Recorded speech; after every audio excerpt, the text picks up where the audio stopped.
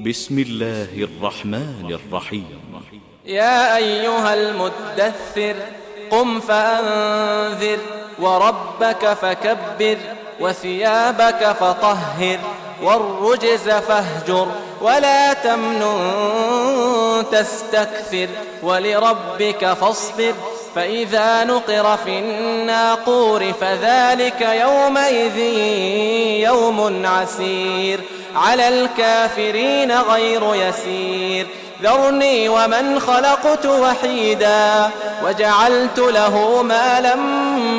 ممدودا وبنين شهودا ومهدت له تمهيدا ثم يطمع أن أزيد كلا إنه كان لآياتنا عنيدا سأرهقه صعودا إنه فكر وقدر فقتل كيف قدر ثم قتل كيف قدر ثم نظر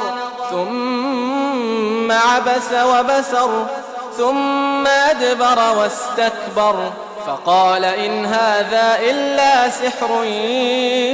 يؤثر إن هذا إلا قول البشر سأصليه سقر وما أدراك ما سقر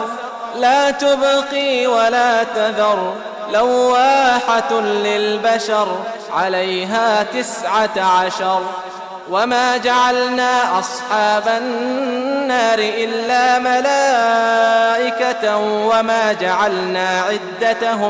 وما جعلنا عدتهم إلا فتنة للذين كفروا ليستيقن الذين أوتوا الكتاب ويزداد الذين آمنوا إيمانا